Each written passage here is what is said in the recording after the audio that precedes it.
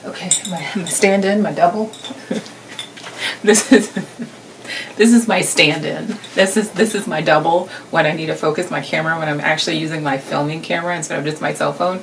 This is my double. You know what? This is not a part of Cinema Coffee, but if you have not heard my story on this, if you've not seen my post on this, there is some history behind this Cabbage Patch doll, which is just one of others that I did have growing up. This one's a little bit special because, to make a long story short, if I can, my dad bought this for me before I can really remember.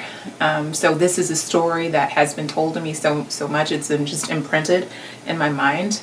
And my dad said he had went to the toy store. I think it was Toys R Us. I'm not for sure. I can't remember that part. But he went to a toy store to get me a Cabbage Patch doll because it was like the big thing at that time. And he went to get the Cabbage Patch doll.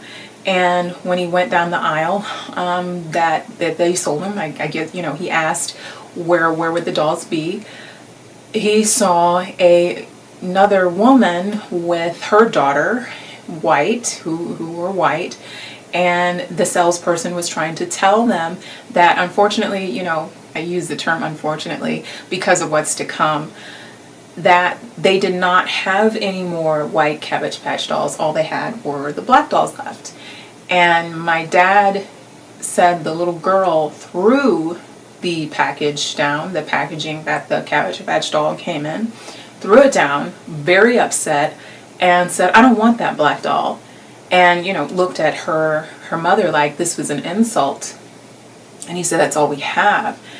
And my dad said that when they walked away, he picked up the doll and told the doll as if it were a person, "Don't worry, I have a home for you. I have somewhere for you to go. You're not going to get left behind." So this doll has history to it. So I love this doll. I still have it. I still have the doll. The medals are different. That's a different story entirely. But this is my Cabbage Patch doll. So she's also my stand-in for when I need to zoom in the camera during the whole quarantine. She's been my double for when I need someone to sit so I can focus. But I just thought I'd give you guys a little bit of brief history behind this doll.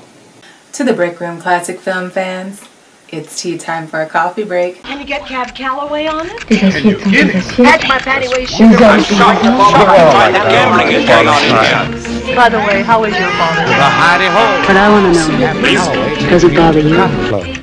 We meet again, as today I want to focus this Cinema Coffee on coffee and cinema. Films that either have a coffee theme to it, as Christmas in July with Dick Powell, or films that, for me, that you can't watch without pairing coffee with. So, in honor of today's theme, I wanted to display some of the coffee mugs, some of my favorite ones. By no means is it all of my coffee mugs, nor is it all of my favorite coffee mugs. I just fit the ones that I have been using since we have been gathering at the coffee house these past Cinema Coffees, the ones I've used the most, and some of my favorite ones to use just every day, but none of them quite like the Like a Boss mug that I use practically daily, and the TCM mug, which I practically don't use, only for special occasions because of the story behind that one. So I have a lot of cinema talk to do this Cinema Cafe, and I have on my comfortable clothes because I feel like we're going to be talking about coffee and cinema,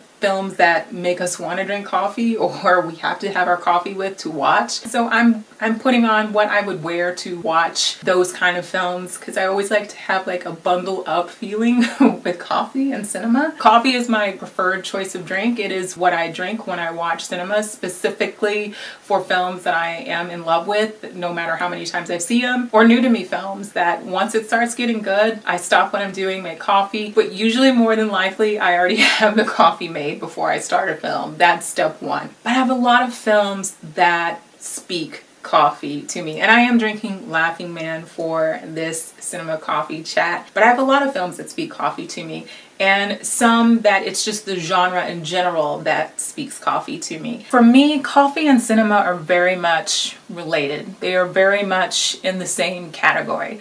Coffee supplies so many things for us daily. Coffee is like the spa bar. I think my ultimate film and coffee pairing is The Ghost in Mrs. Muir. I don't know what it is specifically, and yet I can tell you exactly what it is specifically. And it's not just one thing, it's not just one element, it's a number of elements together as a whole that make it probably my most coffee pairing film. For me, it's just the way that it's shot with the cinematography. Charles Lang being the cinematographer who did, films from Sabrina 1954 to One-Eyed Jacks 1961. In both of those coffee films for me, especially Sabrina. I mean, that whole scene, right, where the dad is reading the letter that Sabrina has written them, and they're all, what are they doing? They're drinking coffee. I mean, that's a perfect example how coffee brings us together. Coffee is something that connects us with one another. As to cinema, William Holden,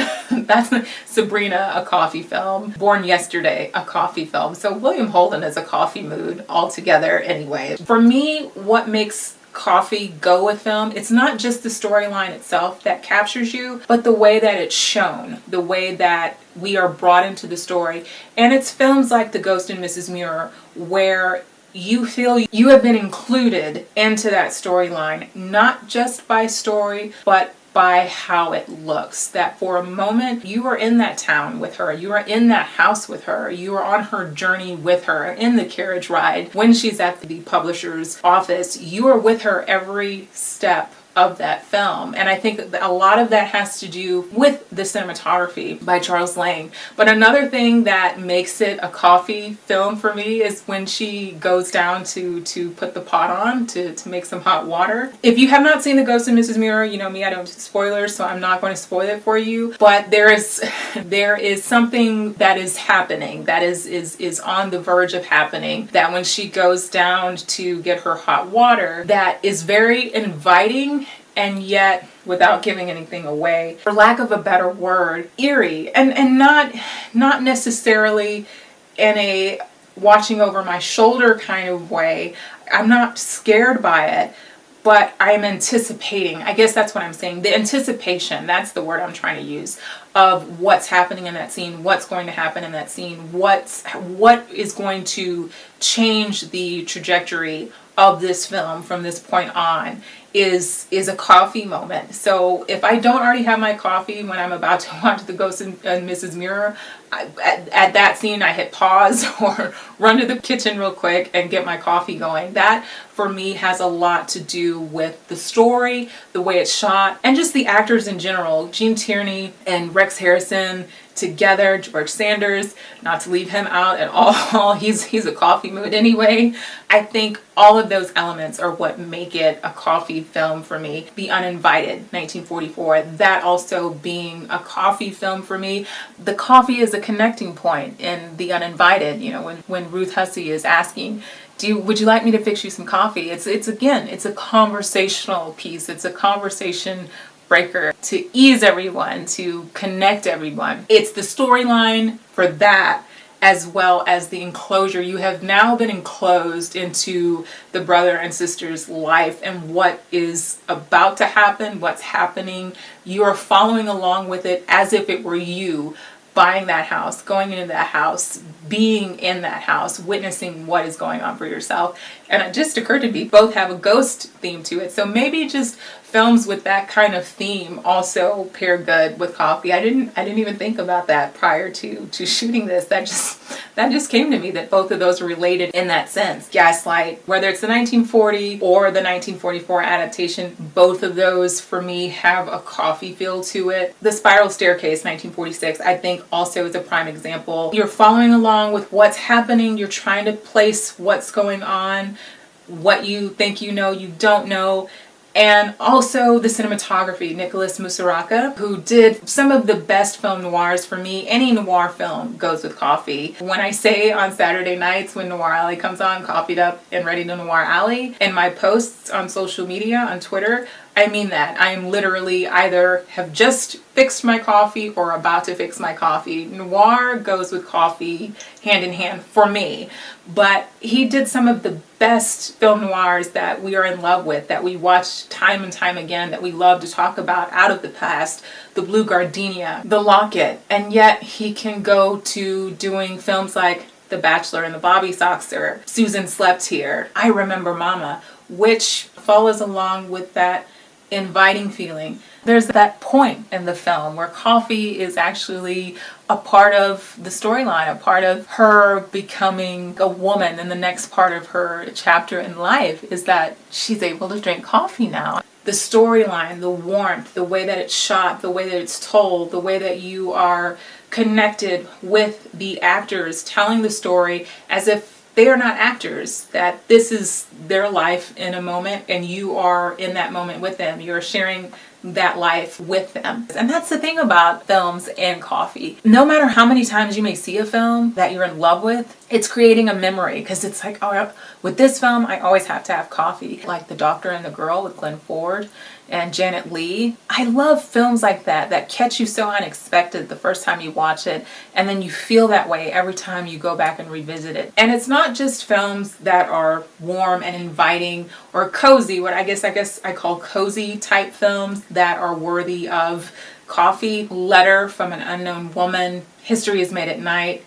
Again, that when I think of History is Made at Night, 1937, with Charles Boyer and Jean Arthur, the cinematography, David Abel and Greg Toland, who is, I don't need to give you a list of films, but Greg Toland was uncredited on History is Made at Night. He did finish the film when David was called back to RKO to work on another film. So it is Greg Toland who finished History is Made at Night, although he is uncredited. This is pre-Citizen Kane. And I guess any film that Greg Toland shot, get your coffee ready, because you're in for a cinematic experience. But coffee films also go for pick-me-up films, or feel-good films, films that make you feel good. Meet Me in St. Louis. I don't care how many times I've seen it. I watch it all the time. But when it gets to the boy next door scene where they are dimming the lights, where Judy and Tom Drake are in the house to dim the lights, I always have to have the lights out for that scene, and I need it to be very quiet because I have to focus on the moment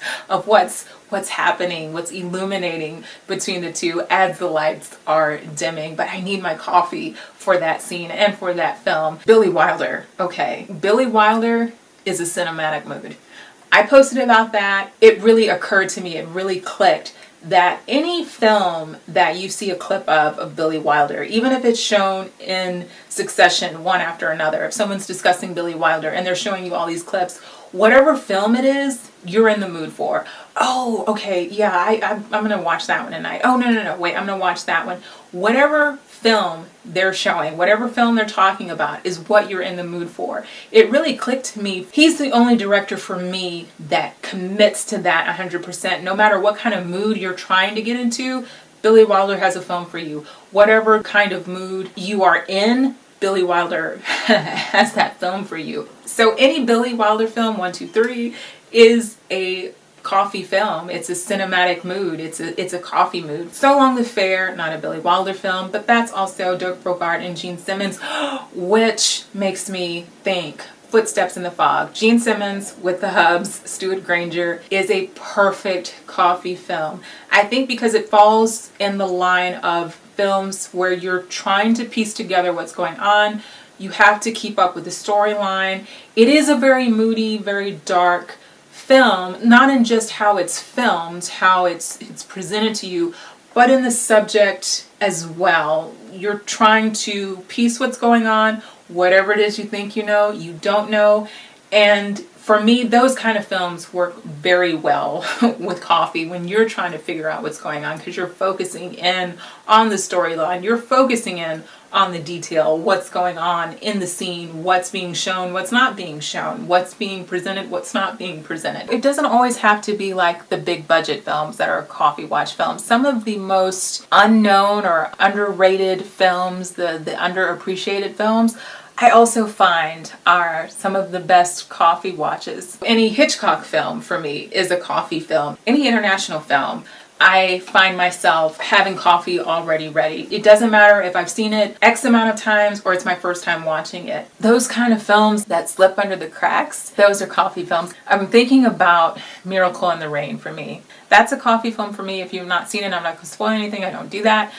But you're going to need coffee and you're going to need Kleenex. I can't watch Miracle in the Rain again. I've watched it once and that did its job. I thought after some time passed I could watch it again. I think I was worse off watching it the second time than I was the first time, so I don't watch Miracle in the Rain again. Any Jean-Pierre Melville film though, that's a coffee film. So you let me know, what are some of your cinema coffee films, coffee cinema watches? Which leads me into what I'm drinking, Laughing Man. I can smell it.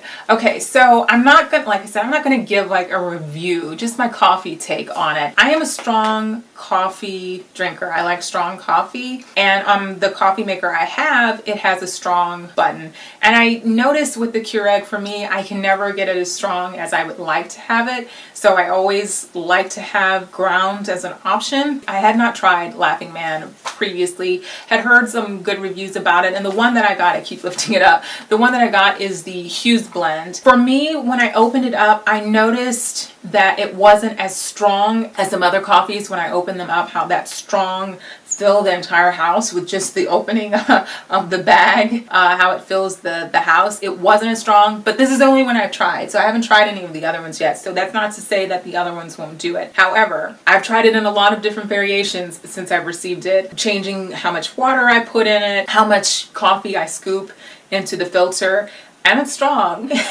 Any way it goes, I would recommend it. This is the Hughes blend, so I have not tried any of the others. If you have tried some of the others, let me know what you think, if you recommend any of the other ones to me. But this one, it is strong. I have not tried it without the strong setting, so if that changes next Cinema Coffee, I'll try it that way. Next Cinema Coffee, I'll let you know about it. I would recommend it, and I also have a video for how that whole experience went when I opened the bag for the first time. Take a look. I'm so excited even to open it. So, okay, give me a second. Let me put my hands down so I can, you know me with coffee and things. Let me put my hands down so I can open it. Okay, so it smells really good. I didn't put a lot of coffee in there because I'm just doing, just to try it out, just to taste it. So probably just 1 cup. I am a double cup drinker, so usually I go back for a second cup of coffee. And I usually drink coffee more than just once a day. So this is just to try it out. So, okay, I'm going to close it up and we're gonna see what happens. I had to laugh a little bit because I'm so used to the Keurigs now. When I turned it on, I'm like, oh, I forgot my cup. I forgot to put my cup in.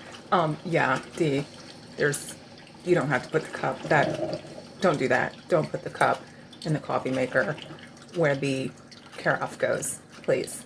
Yeah, I have been in Keurig mode for a while now, so I forgot. Don't do that, Dee. Okay, so Cinema Coffee question for you guys. A couple of questions.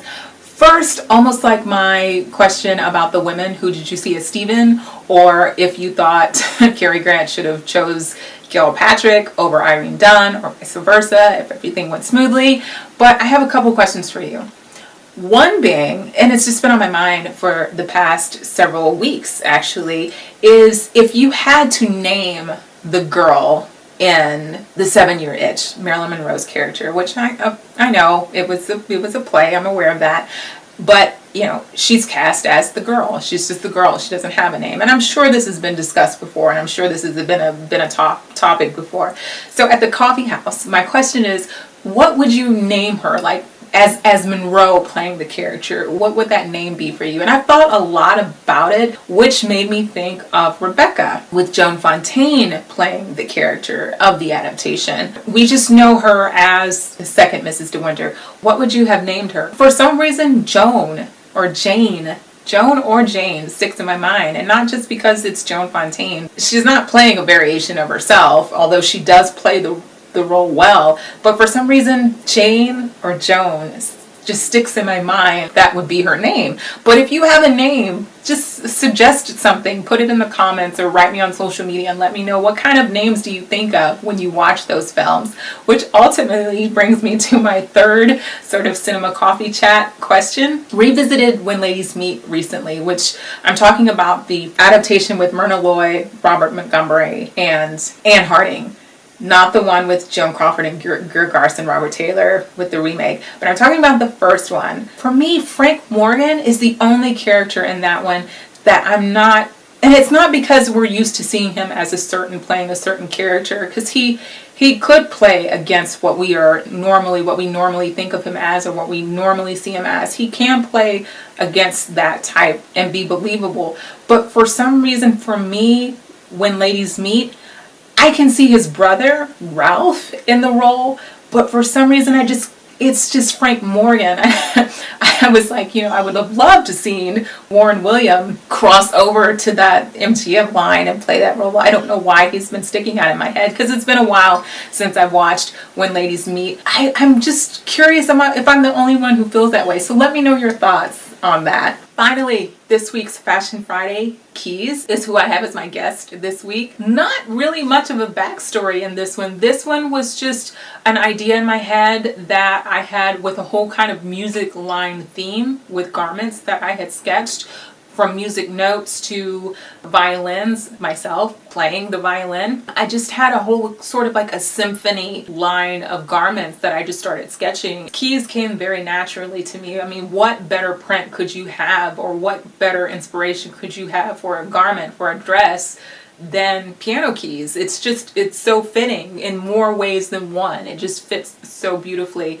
And it's probably one of my favorite sketches that I did that I knew I needed to translate from sketch to garment. I have worn this. This was made for a show, although it was sketched prior to any kind of show. It's actually one of my favorite pieces, and it really feels good to wear. Believe it or not, there is boning in it, so it does suck you in, I'm sorry. I'm one of those girls who likes that feeling. I like to feel I like to feel tucked in.